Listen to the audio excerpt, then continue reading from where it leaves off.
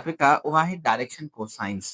Direction cosine जो मतिलबु इहो आहे त जेको वेक्टर सपोज़ टू बी हिकु ए आहे जेको स्पेस में लाई करे थो, हिकु इन स्पेस में लाई करे थो, त उहो वेक्टर ए उहो पंहिंजे कोऑर्डिनेट एक्स एक्स सां केतिरी एंगल ठाहे थो, उनखे तव्हां चवंदव त इहो डायरेक्शन कोसाइंस आहिनि। ठीकु आहे, असां वटि जेकी टॉपिक आहे उहा टॉपिक आहे असांखे डायरेक्शन कोसाइंस। डायरेक्शन कोसाइंस आहे। अच्छा, डायरेक्शन कोसाइन जो मतलब छा आहे?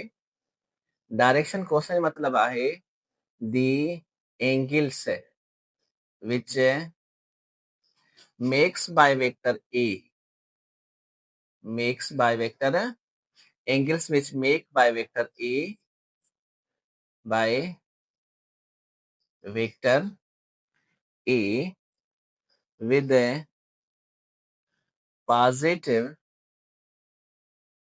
axis coordinate, positive axis, positive axis। ठीक है, यानी ॾिसो इन जो मतलब छा आहे? इन जो मतलब इहो आहे त जॾहिं वेक्टर ए आहे विद पॉजिटिव एक्स एक्सिस, मतलब एक्स वाई ज़ी कोऑर्डिनेट सां, एक्स वाई ज़ी कोऑर्डिनेट सां जेको वेक्टर ए एंगल ठाहे थो उनखे चइबो आहे डायरेक्शन कोसाइंस। इनखे छा चइबो आहे? डायरेक्शन कोसाइन चइबो आहे। अच्छा, जेका तव्हां ॾिसो असां हिकिड़ो स्पेस ठाहियूं था, ही तव्हांखे आहे एक्स एक्सिस ऐं ही आहे वाई एक्सिस ऐं उन खां पोइ आहे ही आहे ज़ी एक्सिस। अच्छा, हिनखे ॾिसंदव त थोरो गौर कंदव त जेका असां वेक्टर हिकिड़ो ए आहे, सपोज टू बी ही वेक्टर ए आहे।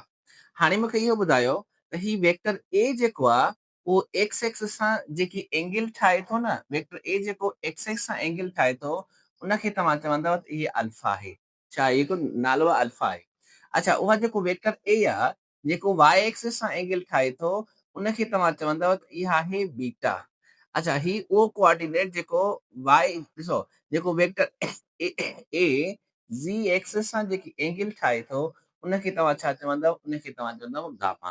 त हाणे ॾिसो ही जेके एंगल्स आहिनि यानी अल्फा, ही जेकी बीटा है एंड गामा है आर कॉल्ड डायरेक्शन कोसाइंस। ही डायरेक्शन कोसाइंस आहिनि। अच्छा, तव्हां सम्झी था विया हूंदव डायरेक्शन कोसाइन जो मतिलबु छा आहे? त उहे एंगल्स जेको को बि हिकु वेक्टर स्पेस में एक्स एक्स एक्स कोऑर्डिनेट सां, वाई कोऑर्डिनेट सां या ज़ी कोऑर्डिनेट सां जेके एंगल्स ठाहे थो उन एंगल्स खे चइबो आहे डायरेक्शन कोसाइंस। इनखे छा चइबो आहे? डायरेक्शन कोसाइंस चइबो आहे। ठीकु आहे न? अच्छा, पोइ हाणे ही ॾिसो, ही जेकॾहिं वेक्टर आहे उहो हिकिड़ो वेक्टर असांखे स्पेस में आहे, त इन स्पेस में इन वेक्टर जा घणा कंपोनेंट्स थींदा आहिनि? इनखे टे कंपोनेंट्स हूंदा। हिकिड़ो ए एक्स हूंदसि, ॿियो ए वाई हूंदसि, प्लस में छा हूंदसि? ए ज़ी कंपोनेंट हूंदसि। अच्छा, जेकर ए वेक्टर खे तव्हां यूनिट वेक्टर में लिखंदव त ही ए एक्स आहे प्लस में ए वाई जे प्लस में ए ज़ेड छा थी वेंदो? तव्हांखे ए ज़ेड के थी वेंदो। यानी ही वेक्टर जेको आहे, इहो जेको स्पेस में असीं वेक्टर लिखियो आहे उनखे तव्हां टिनि कोऑर्डिनेट सां ज़ाहिर कंदव, ए एक्स आई प्लस में ए वाई जे प्लस में ए ज़ेड के आहे। हाणे ॾिसो असांखे मालूम करिणो आहे डायरेक्शन कोसाइंस। छा मालूम करिणो आहे? डायरेक्शन। अच्छा, हाणे जेकॾहिं तव्हां ही कंपोनेंट्स मालूम कयो था, ही जेके कंपोनेंट्स आहिनि, अच्छा ही जेको ए एक्स कंपोनेंट आहे तव्हां हिनखे पढ़ी चुका आहियो। छा आहे इहो? असल में आहे component of a vector A along x axis, along x axis। अच्छा, ही जेको ax आहे इहो असल में मैग्नीट्यूड आहे कंहिंजो?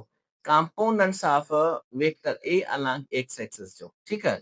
अच्छा, उन खां पोइ जेको ए वाई आहे, ए वाई खे तव्हां छा चवंदव? इहो मैग्नीट्यूड आहे, इहो magnitude of vector A along y axis आहे, along y एक्सिस। अच्छा, उन खां पोइ जेको ए ज़ी आहे इहो छा आहे? इहो magnitude of component of vector A आहे along Z axis, along Z axis आहे। अच्छा, जेकर तव्हां इहे कंपोनेंट्स जो मैग्नीट्यूड मालूम कयो, त इन कंपोनेंट्स जो मैग्नीट्यूड छा थींदो? अच्छा, माना ही जेको कंपोनेंट आहे, ॾिसो ही जेको कंपोनेंट आहे उहो हूंदो अलांग, ॾिसो जेको ax कंपोनेंट हूंदो उहो हूंदो अलांग x एक्सिस जे, छा हूंदो? अलांग एक्सिस जे। अच्छा, जेको ay हूंदो उहो हूंदो अलांग y एक्सिस जे, ऐं जेको z कंपोनेंट हूंदो उहो अलांग हूंदो z एक्सिस से हूंदो। मालूम कयो था ax जो मैग्नीट्यूड, छा मालूम कयो था तव्हां? ax जो मैग्नीट्यूड, ठीकु आहे, यानी magnitude of component of vector A along x axis. तव्हां ही शइ मालूम कयो था, तव्हां हिनखे कीअं लिखंदव? ही तव्हां हिनखे सिंपली एक्स बि लिखी सघो था। ही जेको कंपोनेंट आहे ए एक्स आहे, असल में इहो छा आहे? इहो असल में आहे projection, projection of a vector A, vector A आहे अलॉन्ग एक्स एक्सिस आहे। ही प्रोजेक्शन आहे अलॉन्ग एक्स एक्सिस। अच्छा, जेकर ही प्रोजेक्शन अलॉन्ग एक्स एक्सिस आहे त पोइ ही जेको ए एक्स थी वेंदो, इहो एक्स थी वेंदो तव्हांखे, जेको आहे ही एक्स जेको आहे इहो तव्हांखे थींदो ए कॉस अल्फा जे बराबरि। छा जे बराबरि थींदो? ए कॉस अल्फा जे। छो त ही जेको ॾिसो ही वेक्टर ए आहे न, उहो वेक्टर ए एक्स सां कहिड़ी एंगल ठाहे थो? अल्फा। त उनजो जेको प्रोजेक्शन आहे along x axis, along x axis जेको आहे उहो छा जे बराबरि थी वेंदो? उहो बराबरि थींदो ए कॉस अल्फा जे बराबरि। ठीकु आहे, उन खां पोइ असीं मालूम कयूं था ए वाई। अच्छा, ए वाई ए वाई छा आहे? ए वाई इहो प्रोजेक्शन आहे, प्रोजेक्शन आहे, projection of vector A, vector A along Y axis आहे। अच्छा, जेकर तव्हां हिकिड़ो एक्स वाई ठाहियो, ही एक्स वाई जेकर ही एक्स एक्सिस आहे ऐं ही आहे तव्हांखे वाई एक्सिस ऐं ही आहे तव्हांखे ज़ी एक्सिस। अच्छा, जेकर वेक्टर असांखे ही ए वेक्टर आहे, हिन वेक्टर ए आहे।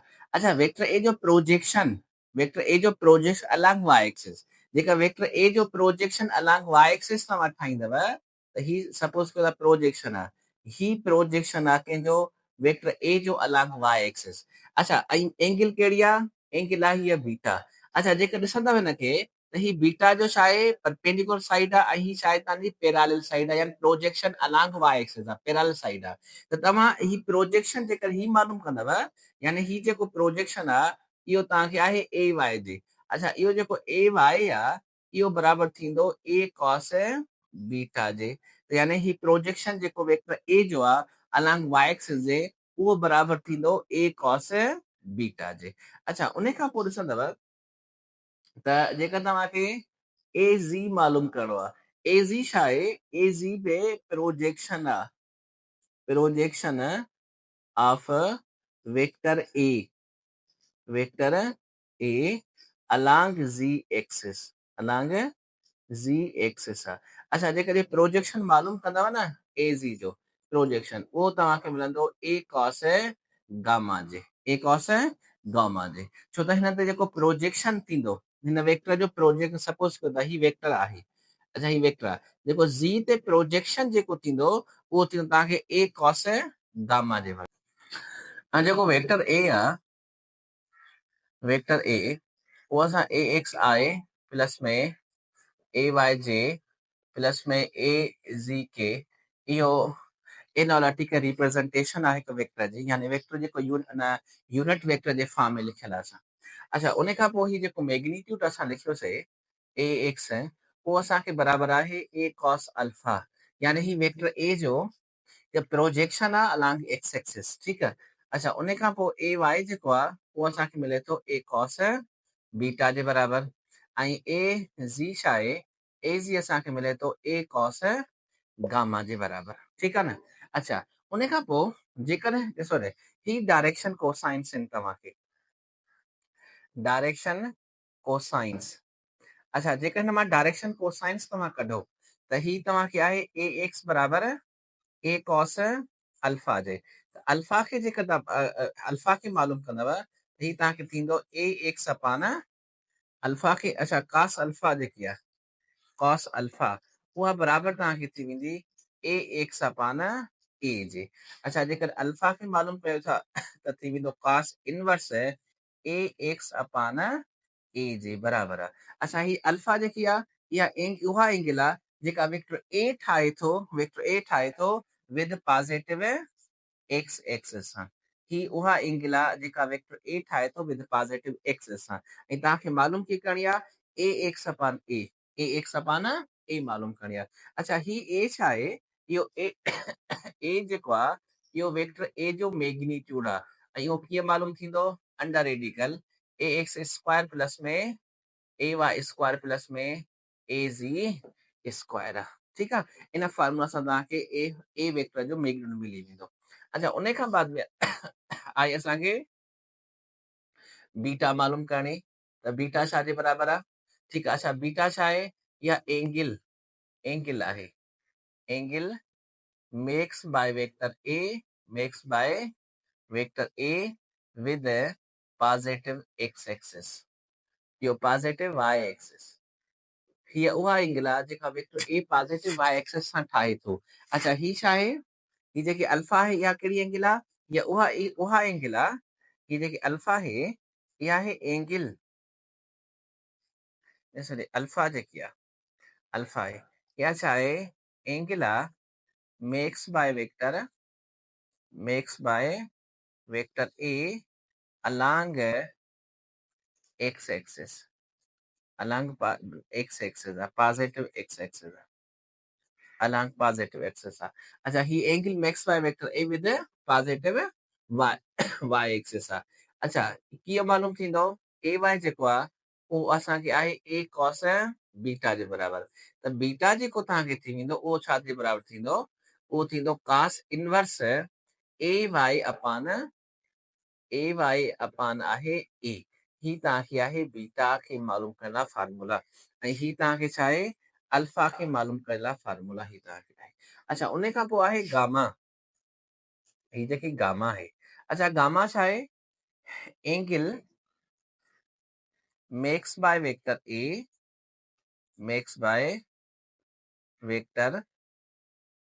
ए विद पॉजिटिव जी एक्सिस। अच्छा वो ए जी जेको कंपोनेंट्स आहे उहो छा आहे ए कॉस गामा जे बराबर आहे।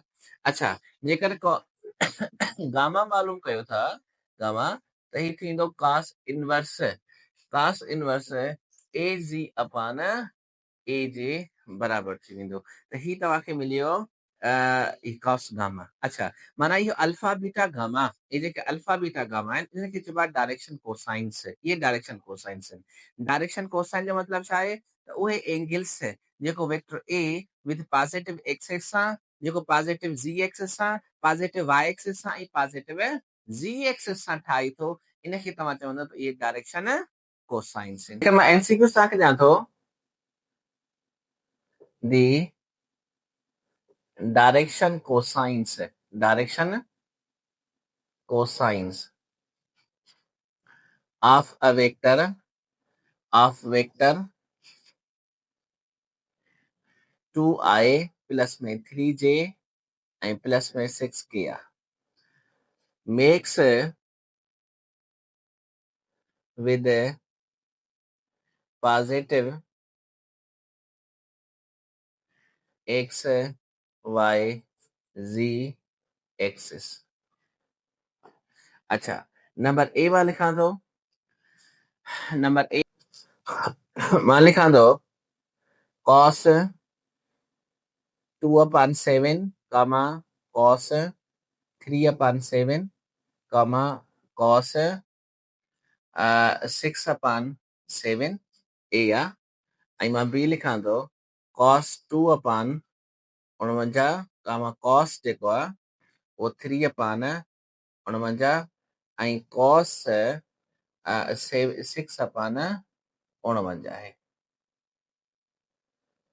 अच्छा उन खां बाद में ऑप्शन सी लिखा दो cos 2/7 ऐं ॿियो लिखा दो 3/7 ऐं cos जेको आहे वो 6/7 आहे। अच्छा मां डी लिखां थो 0 डिग्री कमा 90 डिग्री एंड 180 डिग्री आहे।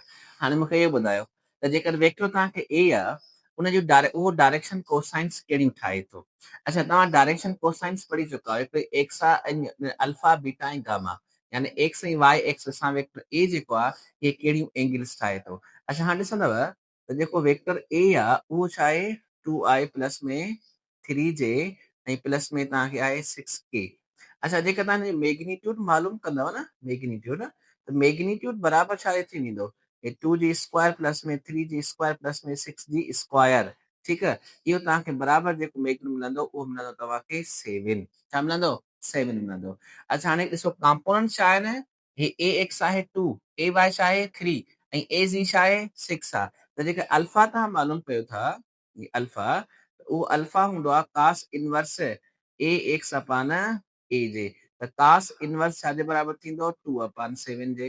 अच्छा त अहिड़े तरीक़े सां बीटा छा थी वेंदो कास इनवर्स ए वाई अपान ए जे आहे त इहो छाजे बराबर थींदो कास इनवर्स ऐं इहो थींदो 3 अपान 7 जे बराबर। त अहिड़े तरीक़े सां जेको गामा आहे उहो आहे कास इनवर्स ए जी अपान ए जे बराबर आहे त गामा छा थी वेंदो कास इनवर्स 6 अपान 7 यानी कहिड़ो ऑप्शन आहे तव्हांखे जेको आहे उहो ए ऑप्शन आहे। कॾहिं कॾहिं तव्हांखे इहो ई प्रॉब्लम ॾींदो उन में तव्हांखे एंगल सालिम करे ॾींदो कास 2 अपान 7 जेको आहे ज़रूरु का न का एंगल ईंदी कास 3 अपान 7 जेको आहे का न का एंगल ईंदी ऐं कॉस जेको आहे उहो 6 अपान 7 का न का एंगल ईंदी कॾहिं कॾहिं तव्हांखे उहो अच्छा एमसीक्यू सां लिखूं त दी ॿियो एमसीक्यू अथव the sum of squares of direction cosines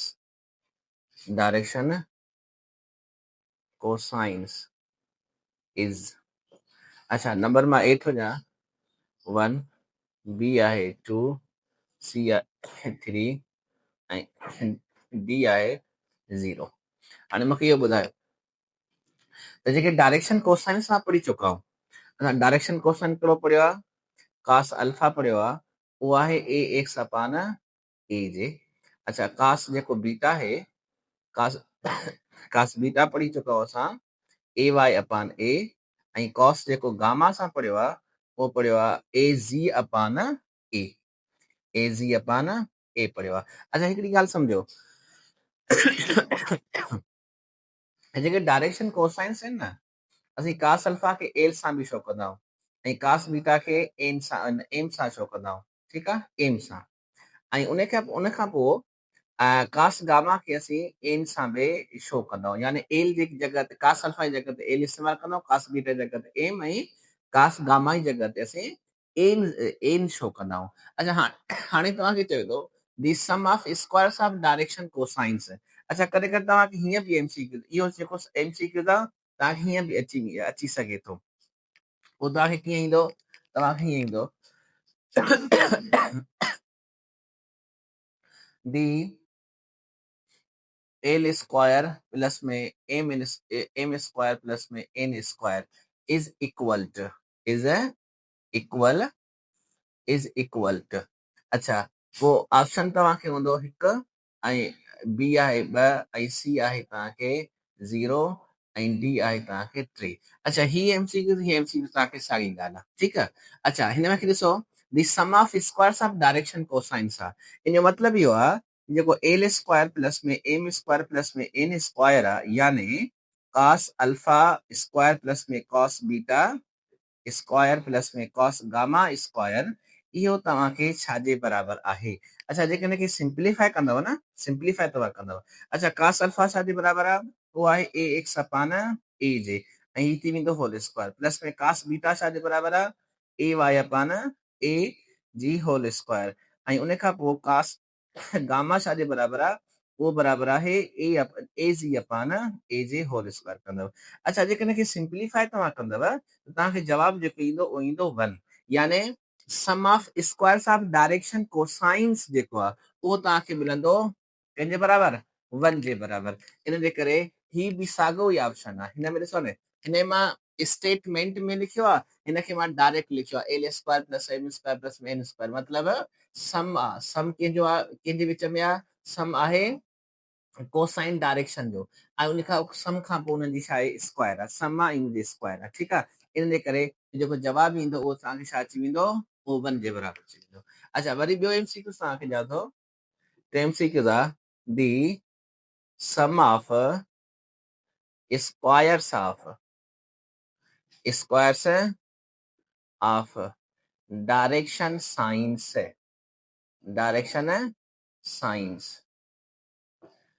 is, अच्छा हू सम डायरेक्शन कोसाइंस जो न, कोसाइंस जो न, डायरेक्शन साइंस जो। अच्छा वो ऑप्शन में लिखा तो 1, अच्छा बी आहे 2, सी आहे 0 ऐं तव्हांखे डी आहे 3। अच्छा इन मतलब छा आहे, इन मतलब इहो आहे त साइन अल्फा जी होल स्क्वायर प्लस में साइन बीटा जी होल स्क्वायर प्लस में साइन गामा जी होल स्क्वायर उहा छाजे बराबर थींदी, ठीकु आहे, उहा छाजे बराबर आहे।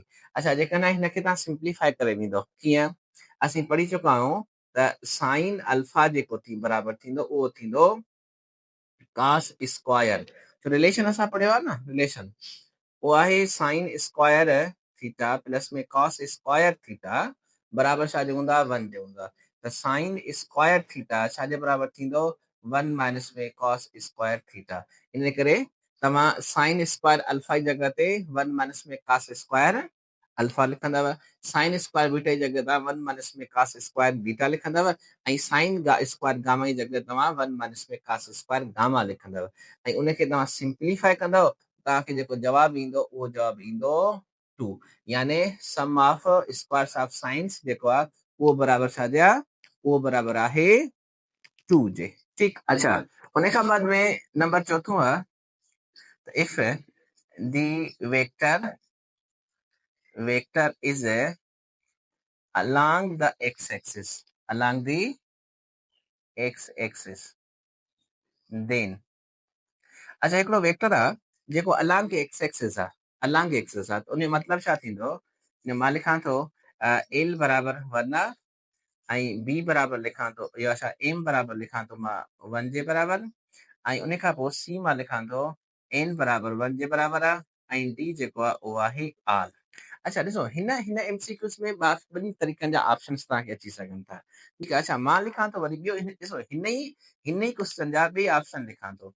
अच्छा जेका मां लिखां एन बराबर 1, बी लिखां थो एम बराबर 0 ऐं सी लिखां थो एन बराबर 0 ऐं डी मां लिखां थो छा आर। अच्छा हाणे इहो मूंखे ॿुधायो त उहो वेक्टर जेको अलॉन्ग एक्स एक्सिस आहे, अलॉन्ग एक्सिस आहे, त हिननि ऑप्शन मां उनखे कहिड़ो सही ऑप्शन थी सघे थो। एल जो मतिलबु छा आहे कास अल्फा, एम जो मतिलबु छा आहे कास बीटा, ऐं एल जो मतिलबु छा आहे कास, एन जो मतिलबु आहे कास गामा। त जेको वेक्टर अलॉन्ग एक्स एक्सिस आहे उन में इहो छा थी सघे थो, ठीकु आहे। अच्छा जीअं सपोज टू बी हिकिड़ो एक्स वाई प्लेन आहे, एक्स वाई ज़ी हिकु असांखे स्पेस आहे, एक्स एक्सिस ही वाई आहे ऐं ही छा आहे ज़ी आहे। अच्छा हिकिड़ो वेक्टर जेको आहे उहो अलॉन्ग एक्स एक्सिस आहे, छा आहे अलॉन्ग एक्सिस आहे। अच्छा हिन में ॾिसंदव त जेकॾहिं अलॉन्ग एक्सिस आहे त माना फ़क़ति ही पैरेलल टू एक्स एक्सिस जा, मतिलबु इन जो इहो आहे त जेकी कास अल्फा थी वेंदो, कास अल्फा जो मतिलबु एल जेको आहे उहो छाजे बराबर थींदो, उहो बराबर थींदो 1 जे। हिन में कास अल्फा पैरेलल आहे 0 रखंदो त छा थी वेंदो एल बराबर 1 जे, यानी कास अल्फा जेको आहे उहो बराबर थींदो 1 जे। अच्छा ही वेक्टर, ही जेको ए वेक्टर आहे उहो एक्स एक्सिस जे पैरेलल आहे, इन जो मतिलबु इहो आहे त जेको एम में ॾिसो ही वेक्टर ए वाई एक्स सां घणी एंगल ठाहे थो, 90 डिग्री जी एंगल ठाहे थो, ही 90 डिग्री आहे, जॾहिं ही 90 डिग्री आहे। अच्छा एम ॾिसो थोरो सम्झो त, अच्छा ही ॾिसो हाणे ही जेको वेक्टर ए आहे उहो वाई एक्स सां घणी एंगल ठाहे थो, उहा तव्हांखे थीटा जेकी आहे, अच्छा वाई एक्स सां घणी एंगल ठाहे थो, यानी बीटा जेको आहे उहो छाजे बराबर थींदो, उहो थींदो 90 डिग्री। बीटा 90 आहे त कास बीटा बराबर छा थी वेंदो 0 जे, यानी एम जेको आहे उहो थींदो 0। अच्छा उन खां पोइ जेकॾहिं गामा ॾिसो था त उहो बि छा थींदो 90, जेको vector parallel to X axis आहे त ज़ी एक्स सां घणी एंगल ठाहे थो 90 ठाहे थो, इन करे कास गामा वो छाजे बराबर थींदो, वो बराबर थींदो 0 जे, यानी एन बी तव्हांखे छा थी वियो 0 जे। त हाणे ॾिसो हिननि ऑप्शन में छा थींदो, ही ऑप्शन जेके पहिरियां ॾिसी वञो त एल बराबर 1 आहे, एम बराबर 1 आहे, एन बराबर न आहे, छा आहे एल बराबर 1 आहे, ही ऑप्शन ही तव्हांखे थी वेंदो। अच्छा जेकॾहिं हेठिन ऑप्शन खे तव्हां ॾिसो त हिन में एल बराबर 1 आहे, ओके, एम बराबर 0 आहे, इहो बि सही आहे, एन बराबर बि 0 सही आहे, इन करे ऑप्शन छा अची वेंदो तव्हांखे, ऑप्शन अची वेंदो डी, ऑप्शन छा ईंदो डी ऑप्शन, माने आल अची वेंदो। त अहिड़े तरीक़े सां ॿिए बि तव्हांजा लिखी एमसीक्यू ठाहे सघो था। अच्छा जेकर ईअं लिखो, if vector is parallel to या along y axis, along y axis। अच्छा जेको वेक्टर along y axis आहे त उन लाइ तव्हांखे ऑप्शन छा थी वेंदा, हिनखे ऑप्शन कीअं ॾेई सघो था, एल बराबर 1, बी जेको आहे एम बराबर 1 ऐं सी जेको आहे उहो एन बराबर 1 आयो, या वरी ॿी ऑप्शन छा ॾींदव तव्हां, ॿी ऑप्शन छा ॾींदव, उन में इहो ॾींदव त उन में एल बराबर 0 ऐं बी आहे एम बराबर 1 ऐं सी जेको आहे उहो आहे एन बराबर 0 ऐं डी जेको आहे उहो आहे आल, हिन में बि डी तव्हां लिखो आल, ठीकु आहे। अच्छा जेकॾहिं हिन मथिन ऑप्शन जे हिसाब सां जेको वेक्टर अलांग वाई एक्सिस आहे त एम बराबर छा थींदो 1 जे बराबर थींदो। अच्छा जेको वेक्टर अलांग वाई एक्सिस आहे, अच्छा हिननि ऑप्शन जे लिहाज़ सां छा थी वेंदो, हिन ऑप्शन जे लिहाज़ सां ही थींदो आल, छो हुन में एल बि 0 आहे, एम बराबर 1 आहे, एन छा जे बराबर थी वेंदो, एम थी वेंदो 0 जे। अच्छा अहिड़े तरीक़े सां तव्हां ही 5 एमसीक्यूज़ आहे। अच्छा ही तव्हांखे 6 एमसीक्यूज़ आहे, if vector is along z axis, जेकर वेक्टर along z axis आहे त ठाहियो ऑप्शन छा थींदो, एल बराबर 1, बी आहे एम बराबर 1 ऐं सी आहे एन बराबर 1 ऐं डी आहे आल।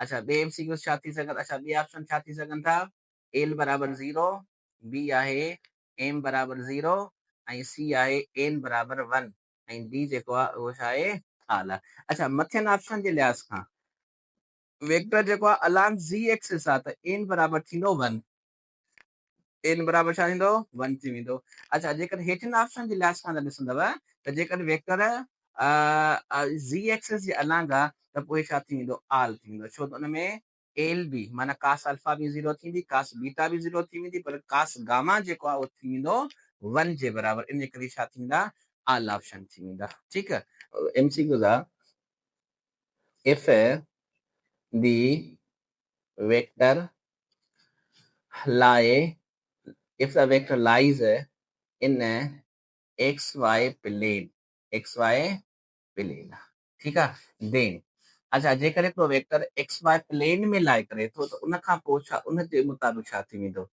m बराबर 0 आहे, b अच्छा l बराबर 0 आहे, c आहे n बराबर 0 आहे या d आहे आल आहे। अच्छा हाणे इहो मूंखे ॿुधायो त वेक्टर छा में लाई करे थो, एक्स ऐं वाई में, एक्स ऐं वाई प्लेन में लाई करे थो। अच्छा इन जो मतिलबु छा थी वेंदो, त सपोज टू बी ही तव्हांखे एक्स एक्सिस आहे ऐं ही आहे तव्हांखे वाई एक्सिस ऐं ही तव्हांखे छा आहे, ही आहे Zee axis.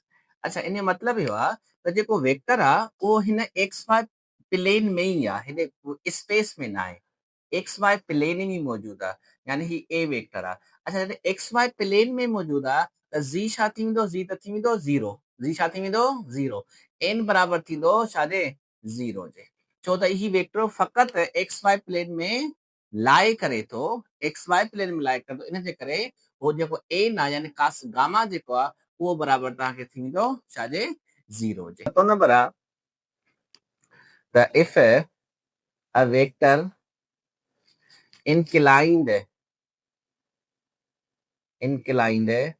equally along in all coordinate axis,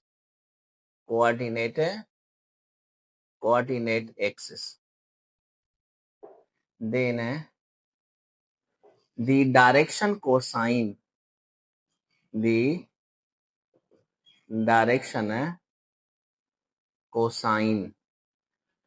is equal to अच्छा नंबर ए मां लिखां तो 1/3, बी मां लिखां तो 3, सी लिखां तो 1/√3 ऐं डी मां लिखां तो 1/√2 आहे। अच्छा इन जो मतलब छा थींदो? इन जो मतलब हीअं बि तव्हां सम्झी सघो था।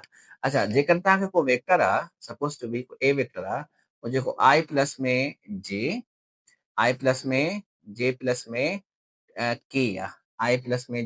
में के वेक्टर आहे। अच्छा हिन जो मतलब इहो आहे, ही जेको ए वेक्टर आहे उहो इक्वली इंक्लाइंड आहे along X X, along Y X, along Z axis आहे। पोइ तव्हां ही वेक्टर वठो या ॾिसो अहिड़ो वेक्टर जा कोफिशिएंट सभिनी टिनी कंपोनेंट्स जा कंपोनेंट्स जेके आहिनि पाण में बराबर हुजनि। अच्छा जीअं मिसाल जी ॻाल्हि ए एक्स बराबर हुजे कंहिंजे, ए वाई जे बराबर हुजे ई ज़ेड जे, ठीकु आहे, ए ज़ेड जे, त पोइ चाहे उहो 1 जे बराबर हुजनि, चाहे उहे 2 जे बराबर हुजनि, चाहे उहे 3 जे बराबर हुजनि, या उहे 4 जे बराबर हुजनि। जीअं मिसाल ॻाल्हि है आई प्लस में जे प्लस में के लिखियो आहे, या असां लिखूं 2i प्लस में 2j प्लस में 2k, या लिखूं था 3i प्लस में 3j प्लस में 3k असां लिखूं था, ठीकु आहे।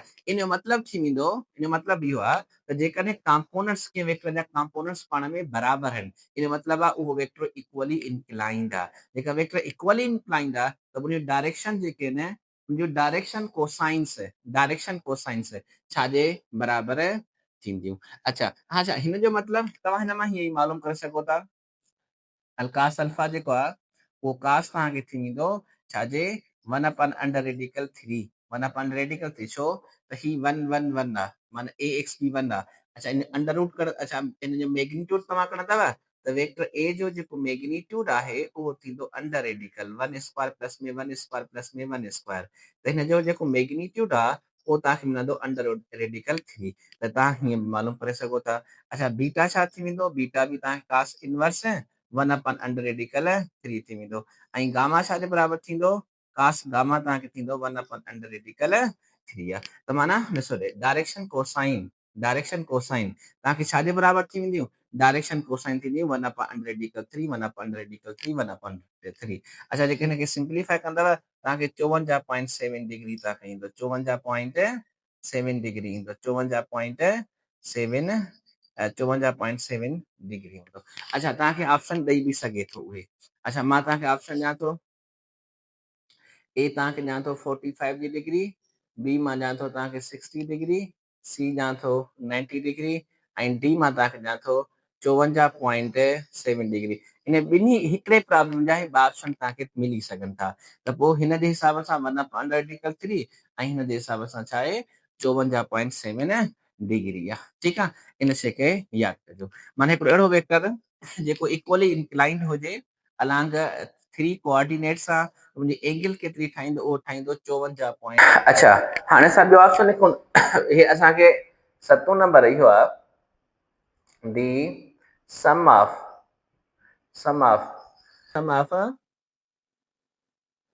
एंगल्स विद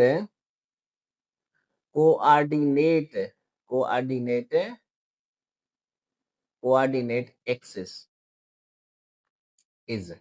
अच्छा इन मतलब छा आहे? इन मतलब आहे जेके अल्फा प्लस में बीटा प्लस में गामा है वो छाजे बराबर थींदो, छा खे सेटिस्फाई कनि था, माना sum of angles with coordinate axis जेको आहे वो छाजे बराबर आहे।